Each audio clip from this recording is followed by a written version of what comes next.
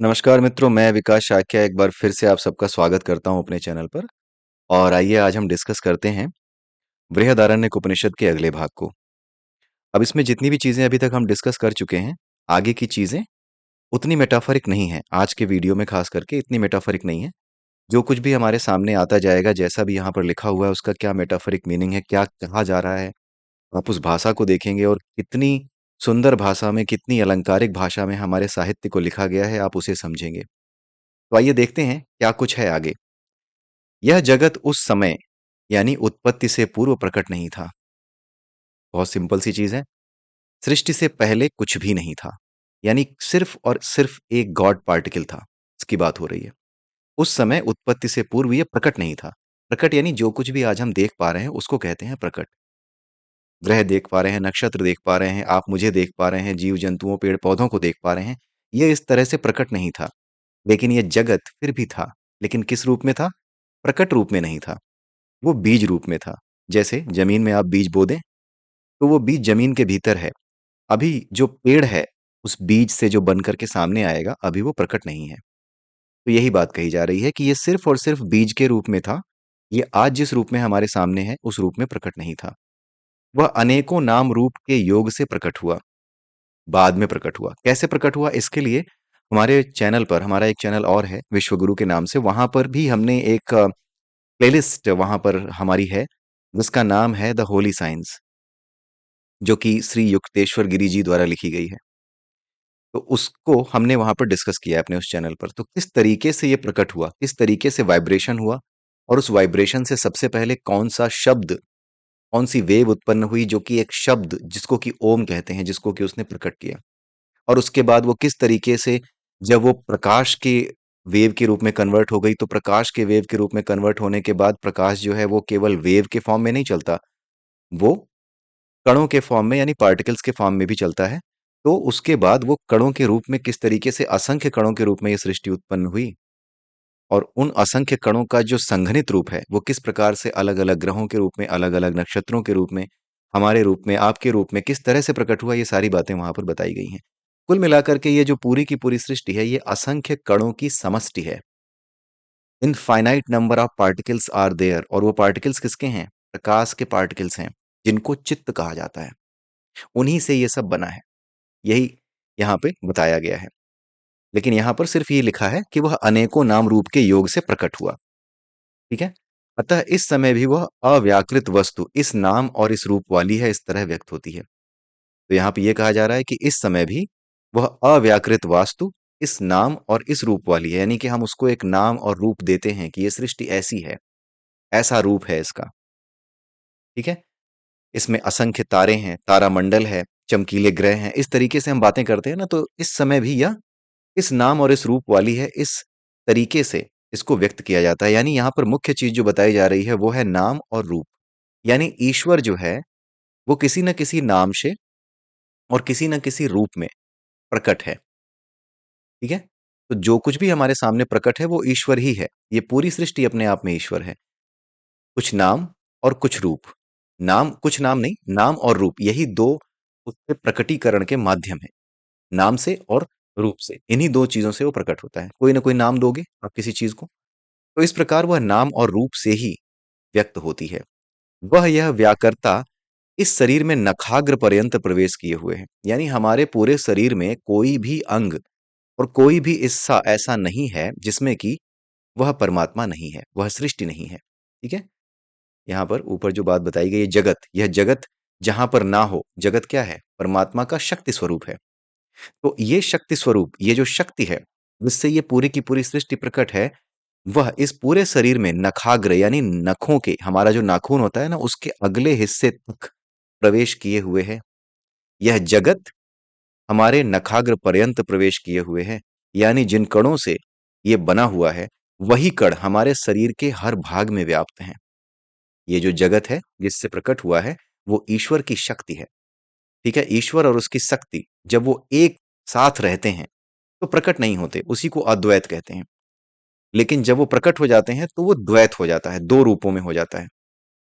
ईश्वर की शक्ति क्योंकि ईश्वर की है, इसलिए जो कुछ ईश्वर का सामर्थ्य है वो ईश्वर की शक्ति करेगी। राइट। इसलिए सामर्थ्य के स्तर पर उनमें क्या है? अद्वैत है। लेकिन जब वो अलग-अलग रूपों में प्रकट होकर के अपना काम कर रहे हैं, तो वहां पर द्वैत है। तो द्वैत और अद्वैत में कोई इस तरह का भेद नहीं है कि उसमें लड़ाई की जाए। ये केवल और केवल शक्ति के स्वरूप हैं। जब शक्ति शक्तिमान के साथ संयुक्त अवस्था में रहती है, तब वो अद्वैत कही जाती है। लेकिन जब शक्तिमान से जुड़ी हुई रह करके वो अपना काम करती है, जिसे आप महसूस कर सकते हो कि ये शक्ति है, इसकी वजह से ये सब चल रहा है, इस शक्ति की वजह से ये पूरी सृष्टि चल रही है। लेकिन जो शक्तिमान है, वो शक्ति को प्रकट करता है, उस शक्ति का कारण है, लेकिन शक्तिमान स्वयं कुछ नहीं करता। शक्तिमान अपनी शक्ति को प्रकट कर देता है, वो शक्ति सारा काम करती है। जैसे पावर हाउस खुद कुछ नहीं करता, वो खुद अपने आप में बिजली नहीं है, लेकिन पावर हाउस क्या है? बिजली का सोर्स है। वो बिजली जो हमारे घरों में पहुंचती है और तरह-तरह के काम हम उससे करते हैं। तो यहाँ पर इसी चीज से आप समझ सकते हो कि जो परमात्मा है, जो परब्रह्म है, वो क्या है?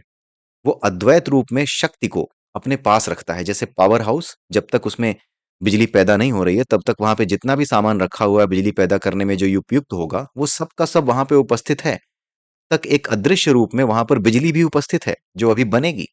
लेकिन जब वो बन जाती है, तो पावर हाउस अपने आप में कुछ नहीं कर रहा होता, उससे बनने वाली बिजली ही सब कुछ कर रही होती है। लेकिन सबसे पहला महत्व किसका होता है? पावर हाउस का ही होता है, क्योंकि वही वो स्थान है, वही वो शरण स्थली है, जो कि शक्ति की यानी बिजली की शरण स्थली है। उसी प्रकार शक्ति की शरण स्थली क्या है? शिव है।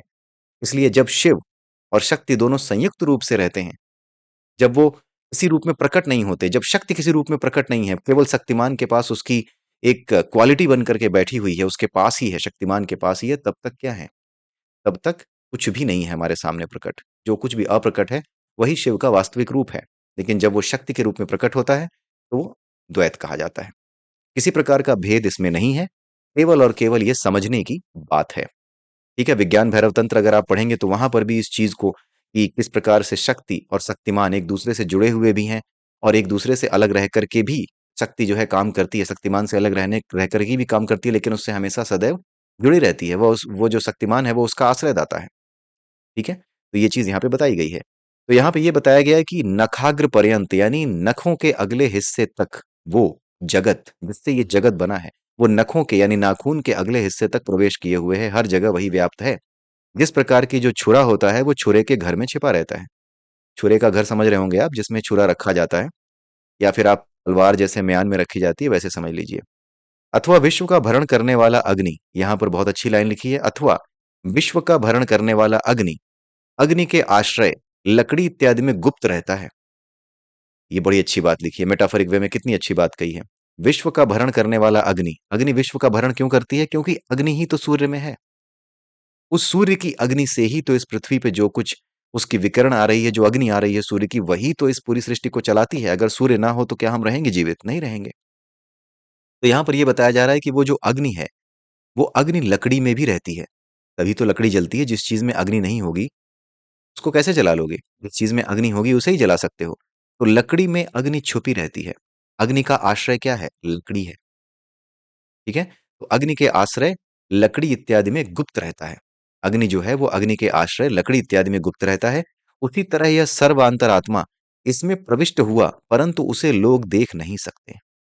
जो सर्वांतरात्मा यानी परमात्मा है, वो हर चीज में प्रविष्ट कर गया है। जैसे लकड़ी में आग प्रवेश कर गई है लेकिन दिखाई नहीं देती, उसी प्रकार से वो जो परमात्मा है, वो हर जगह प्रविष्ट हुआ, लेकिन कोई उसे देख नहीं सकता। वह सांस लेता है, इसलिए वह प्राण कहलाता है। वही परमात्मा प्राण है। बोलने के कारण वही परमात्मा वाणी है। देखने के कारण वही परमात्मा नेत्र है। सुनने के कारण वही श्रोत्र है और मनन करने के कारण वही मन है। यहाँ पर कहने का तात्पर्य यह है कि वो आँख का आँख है, प्राण का प्राण है, वाणी की वाणी है, कर्ण का कर्ण है और मन का मन है। यह इसके कर्मानुसारी नाम ही हैं। देखा? यहाँ पर इन्होंने बता दिया। यह इसके कर्मानुसारी नाम ही हैं। अतः इनमें से जो एक-एक की उपासना करता है, वह नहीं जानता। अतः इनमें से जो एक-एक की उपासना करता है, वह नहीं जानता। यहाँ पर ये बताया जा रहा है कि ये इनके कर्म के अनुसार इनके नाम हैं। जैसे मन का काम है मनन करना, कर्म के अनुसार ही इनके नाम दे दिए गए हैं। अब आगे इसमें ये बताया जा रहा है कि इनमें से कोई अगर इनकी एक-एक अलग-अलग उपासना करता है, तो वह उसे नहीं जान सकता। वह असंपूर्ण ही है, क्योंकि मन जो है, उसका एक कर्म है। ईश्वर का, ईश्वरीय ऊर्जा का केवल एक कर्म है। ये अधूरा अधूरा सत्य है या फिर अधूरी शक्ति है। मनन जो है, मनन करना मन की एक शक्ति है, लेकिन ये पूरी शक्ति नहीं है। देखने का काम नेत्रों से होता है, लेकिन ये परमात्मा की पूरी शक्ति नहीं है। ठीक है? इनमें से जो एक-एक की उपासना करता है, यानी किसी एक के बारे में ही समझना चाहता है, किसी एक के बारे में ही जानना चाहता है, वह नहीं जानता, वह उसको नहीं जान सकता, वह असंपूर्ण ही है, वह पूर्ण नहीं है। इसलिए अपनी आँखों को ईश्वर समझने वाला गलत रास्ते पर है। वो पूरी जानकारी नहीं रखता। ईश्वर आँख की आँख है, कहा जाता है ना, केन उपनिषद में भी है ये बात। ईश्वर क्या है? जो परब्रह्म है वो क्या है? वो आँख की आँख है। परब्रह्म वो नहीं जिसे आँखों से देखा जा सके, बल्कि परब्रह्म वो है जिसकी वजह से आँखें देखती हैं। वह एक-एक विशेषण से ही युक्त होता है, यानी ये जो चीज़ें हैं उसकी एक-एक क्वालिटी ही है, एक-एक विशेषण ही है।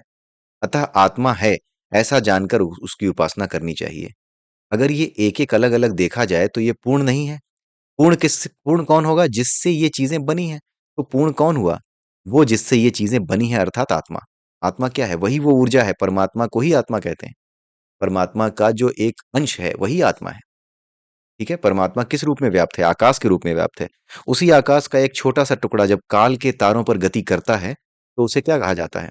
तब उसे आत्मा कहा जाता है। राइट? आत्मा कोई ऐसी चीज़ नहीं है कि कोई ऐसा कण हो या कुछ ऐसी चीज़ हो, राइट? वो कण की तरह नहीं है।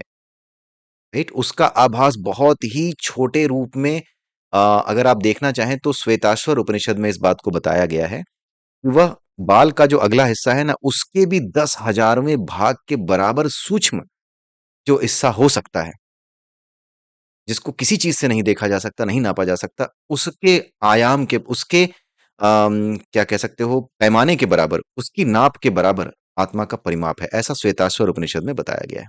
तो जो कुछ बताया गया है आत्मा के विषय में कि वो इतना छोटा है, तो वो अनुभव की बात है कि वो जब एक काल के तारों पर गति करेगा, तो उसका अपना स्वरूप कितना बड़ा हो जाता होगा, वो उसकी बात बता रहा है। अदरवाइज़ आत्मा जो असल में है, जिससे आत्मा बनता है, वो असल में कुछ भी नहीं है, वो शून्य है, कतई कुछ भी नहीं है।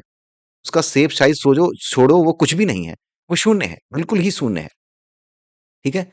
तो यहाँ पर इसलिए ये बताया जा रहा है कि जो आत्मा है, जो कि परमात्मा का ही अंश है, वही सब कुछ है, उसी से सब कुछ है। वही एक अंश जो है, वो शरीर के रूप में व्याप्त हो जाता है। वही एक अंश जो है, इंद्रियों के रूप में व्याप्त हो जाता है। वही एक परमात्मा इंद्रियों के रूप में व्याप्त है, वो कान के रूप में व्याप्त है, मन के रूप में व्याप्त है, हर तरह से वही व्याप्त है।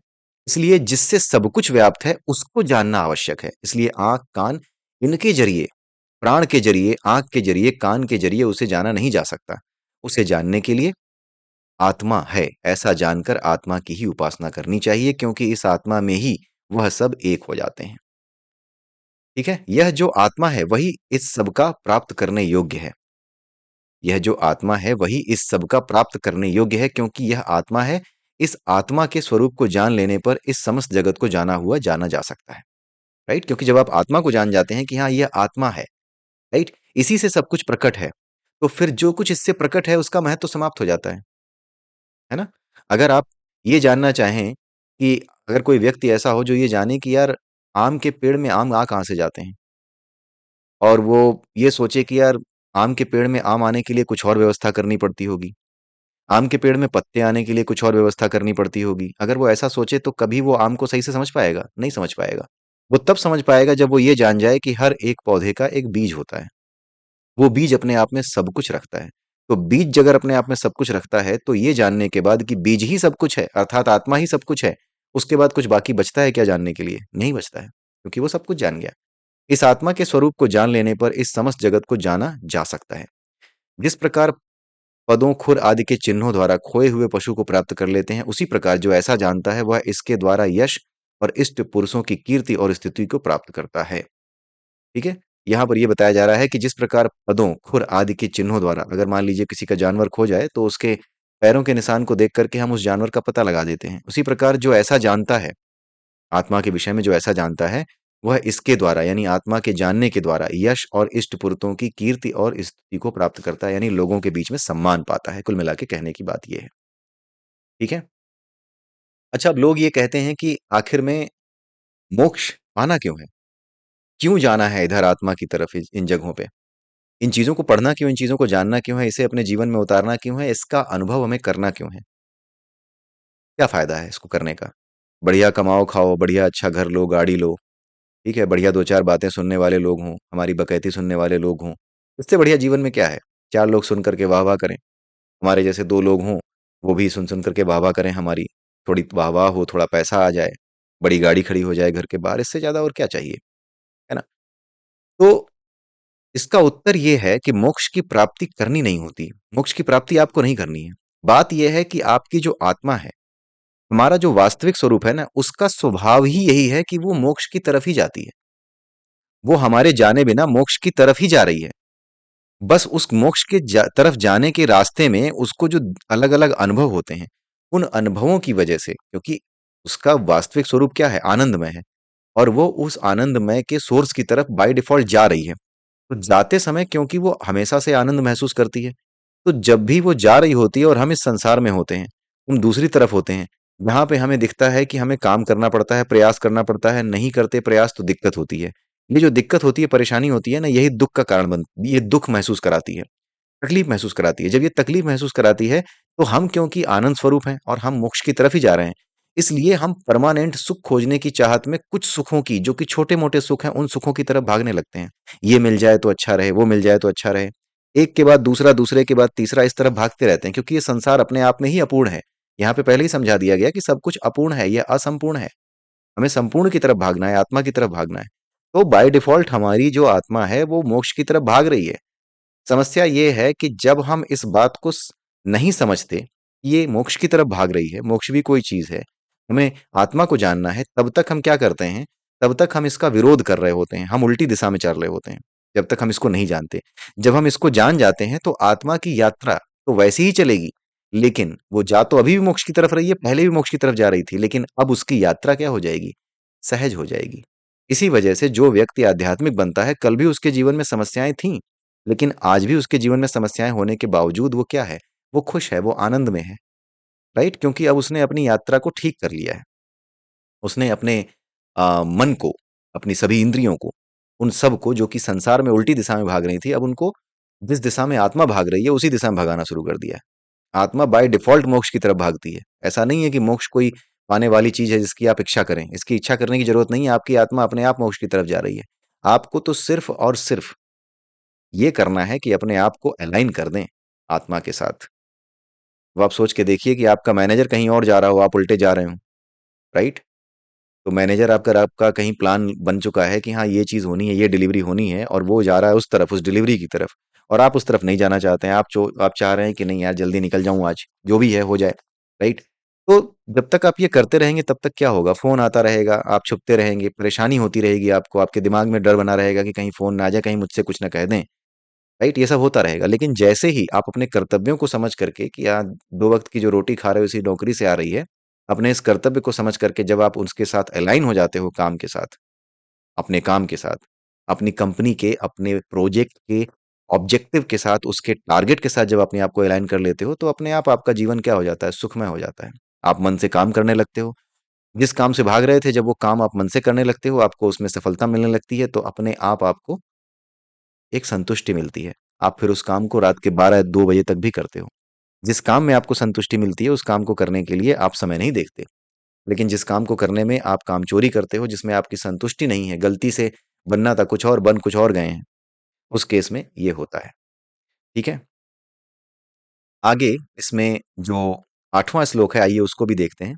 यह आत्म तत्व पुत्र से भी अधिक प्रिय है, धन से अधिक प्रिय है और अन्य सबसे भी अधिक प्रिय है क्योंकि यह आत्मा उनकी अपेक्षा अत्यंत प्रिय है। ये बात सत्य है। इसीलिए लोग क्या कर देते हैं, पुत्र छोड़ देते हैं, धन छोड़ देते हैं, जो भी रिश्तेदार हैं सब कुछ छोड़ देते हैं। जो आत्मा के वास्तविक स्वरूप को जानने लगते हैं, उसका अनुभव करने लगते हैं, वो इसीलिए ये जो बात लिखी है ना, ये अपने आप में स्वयं सिद्ध है, इसको बताना नहीं है।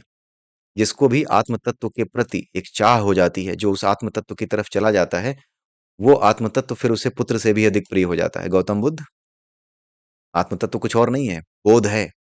आत्म यानी अपना बोध होना, आत्म मतलब मैं क्या हूँ, मेरा बोध क्या है, अपना खुद का बोध हो जाना, वही आत्म तत्व का ज्ञान हो जाना है।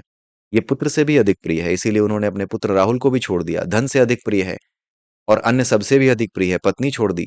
धन से अधिक प्रिय अपना महल छोड़ दिया, सब कुछ छोड़ दिया, क्योंकि यह आत्मा उनकी अपेक्षा अत्यंत प्रिय है। इन सब की अपेक्षा, घर वालों की अपेक्षा, पुत्र की अपेक्षा, धन की अपेक्षा सबसे अधिक प्रिय है। वह जो आत्मा को प्रिय देखने वाला है, यदि आत्मा से भिन्न अनात्मा को प्रिय कहने वाले पुरुष से कहे कि तेरा प्रिय नष्ट हो जाएगा, तो वैसा ही होगा, क्योंकि वह समर्थ है। ये बड़ी सिंपल सी चीज है, सुनने में देखने में लग रहा होगा कि हाँ क्या लिखा है। सिंपल सी बात ये लिखी है कि यहाँ पर कोई व्यक्ति जो आत्मा को प्रिय रूप में देखता है, यानी इस रूप में देखता है कि आत्मा ही प्रेम करने लायक है, आत्मा ही जानने लायक है। अगर वो व्यक्ति ऐसे व्यक्ति को, जो कि आत्मा को नहीं मानता है, अगर वो व्यक्ति ऐसे व्यक्ति को जो कि आत्मा को नहीं मानता है, उससे ये कह देता है कि जिस चीज को तुम चाह रहे हो ना, जो कि आत्मा नहीं है, कुछ और है, गाड़ी हो, बंगला हो, घर हो, कुछ भी हो, वो एक दिन नष्ट हो जाएगा। तो वैसा हो ही जाएगा, क्योंकि वह समर्थ है। बहुत सिंपल है, क्योंकि वो सत्य तो बोल ही रहा है अपने आप से। अपने आप सत्य बोल ही रहा है कि भाई जो कुछ गाड़ी, बंगला, घोड़ा जो तुमने खड़ा किया है, ये सब एक दिन जाने वाले हैं। तो वो सत्य बोल रहा है, क्योंकि वह समर्थ है, वो ऐसा कह सकता है। मेन बात यह है कि ये क्या कहा जा रहा है। यहाँ पे कहा जा रहा है क्योंकि वह समर्थ है। ऐसी बात हर कोई नहीं कह सकता। जो आदमी खुद ही मोह माया में फंसा हुआ हो, जो आदमी पड़ोसी को देख के जल रहा हो, वो समर्थ नहीं है, उसे ये बात नहीं कहनी चाहिए। राइट? उसे ये बात नहीं कहनी चाहिए। बल्कि जो व्यक्ति ये चीजें जानता है, आत्म को जानता है, जो आत्म को जानता है, वो किसी से द्वेष नहीं करता, घृणा नहीं करता, वो ऐसा कह सकता है। और जो ऐसा कहेगा तो उसका नष्ट भी हो जाएगा, क्योंकि वह समर्थ है। समर्थ कहने का मतलब ये है कि अगर किसी अनात्मा, यानी कि जो आत्मा को नहीं मानते, उसको, अगर कोई ऐसा व्यक्ति जो आत्मा को जानता है, उसको अनुभव कर चुका है, वो अगर व्यक्ति उसको कह देता है कि तेरा सब कुछ नष्ट हो जाएगा, तो सही में नष्ट हो जाएगा उसका। राइट? एक दिन नष्ट तो होना ही है, लेकिन तेरा जो भी प्रिय है वह नष्ट हो जाएगा, तो वैसा हो ही जाएगा, यानी वो समय से पहले उसको नष्ट करने की क्षमता रखता है। राइट? क्योंकि जो ज्ञानी है, वो जानता है कि ये व्यक्ति सामने वाला, जिससे मैं कह रहा हूं कि तेरा प्रिय नष्ट हो जाएगा, वो कितने अहंकार में है, या फिर उसके अहंकार का लेवल क्या है। अगर उस अहंकार के लेवल को देख करके वो कह देता है कि तेरा प्रिय नष्ट हो जाएगा, यानी जिस चीज पे तू इतना इतरा रहा है वो खत्म हो जाएगा, तो इसका मतलब है कि वो उसके अहंकार को पढ़ पा रहा है। और अहंकार का एक नियम है, उसकी एक उम्र है, एक समय के बाद वो आपको बर्बाद करता है। जो ज्ञानी होते हैं, वो उस अहंकार के लेवल को, उसकी जो गिनती है ना, उसका जो वैल्यू है, उस समय की जो वैल्यू है सामने वाले की, उस वैल्यू को देख सकते हैं। और अगर उस वैल्यू को देख करके अगर एक ज्ञानी व्यक्ति ये कह रहा है कि तुम बर्बाद हो जाओगे, तो वो कैसा कह सकता है? क्यों? क्योंकि वो समर्थ है। वो कह रहा है तो सही कह रहा है, क्योंकि वो सही कहने में समर्थ है। वो जानने में समर्थ है सामने वाले के अहंकार के स्तर को, इसलिए वो समर्थ है। आई होप आप समझ पा रहे होंगे। थोड़ा सा टेढ़ा होता है इन चीजों को समझना। इनफैक्ट मुझे भी समझाते समय काफी, शब्दों को आर्टिकुलेट करते समय काफी दिक्कत होती है। राइट? लेकिन आई होप कि आप इसके मंतव्य को समझ गए होंगे जो मैंने कहा यहाँ पर। ठीक है? कहने का मतलब ये है कि अगर कोई ऐसा व्यक्ति जो कि आत्मा को सब कुछ मानता है, यानी जो आध्यात्मिक है, अगर वो किसी अनाध्यात्मिक व्यक्ति से, या फिर ऐसे व्यक्ति से जो कि अहंकारी है, जिसमें आध्यात्म को लेकर, आत्मा को लेकर के, धर्म को लेकर के कोई भी श्रद्धा नहीं है, उस व्यक्ति से अगर एक आत्मा को जानने वाला यानी आध्यात्मिक व्यक्ति अगर ये कहता है कि तुम्हारा जो भी कुछ प्रिय है वो नष्ट हो जाएगा, तो वैसा सचमुच में हो जाएगा, क्योंकि वह समर्थ है। वह कौन? जो आत्मा को जानने वाला है, जो कह रहा है। ठीक है? वो समर्थ है। तो ऐसा इसलिए नहीं होगा क्योंकि वो कह रहा है, बल्कि बात ये है कि ऐसा हो जाएगा इसलिए वो कह रहा है। क्योंकि वो उसके अहंकार को देख पा रहा है सामने वाले के, और उसके अहंकार को देखने के बाद वो समझ पा रहा है कि इसका अहंकार अब इस लेवल पे आ गया है कि ये अब अपने आप को बर्बाद कर लेगा। इसलिए वो उसके मुँह से ये बात निकल जाती है। आई होप आप अब समझ पाए होंगे। आई होप पहले भी समझ गए होंगे, लेकिन हाँ, ठीक है, मेरे को इसको दोबारा रिपीट करना पड़ा क्योंकि ये लाइन बड़ी अच्छी लग रही है मुझे, लेकिन समझानी उतनी ही मुश्किल है। जैसे-जैसे आप चीज़ों को समझने लगते हैं, वैसे-वैसे समझाना बड़ा मुश्किल होने लगता है। आध्यात्मिकता का ये गुण है। एक दिन शब्द समाप्त हो जाते हैं, समझ में ही नहीं आता कि क्या बोलें। ये चीज़ें होने लगती हैं। जैसे अभी मैं अज्ञानी हूँ, राइट? तो इस वजह से इन चीज़ों को मैं बोल पा रहा हूँ। लेकिन जैसे ही ज्ञान होगा, कभी अगर कब किसी जन्म में ज्ञान हुआ, इस जन्म में, कभी किसी जन्म में ज्ञान हुआ, तो होगा ये कि मैं ये बोल नहीं पाऊँगा, ये वीडियो-वूडियो नहीं बना पाऊँगा, राइट? क्योंकि समझ में आ जाता है कि ना तो ये कहा जा सकता है, ना ये सुना जा सकता है। ये सबकी अपनी यात्रा है, सब अपनी-अपनी यात्रा करते हैं, राइट? लेकिन अभी अभी इस यात्रा में मैंने जो अनुभव प्राप्त किए, उसको बताने के नाम पर ये वीडियो मैं बनाता हूँ, राइट?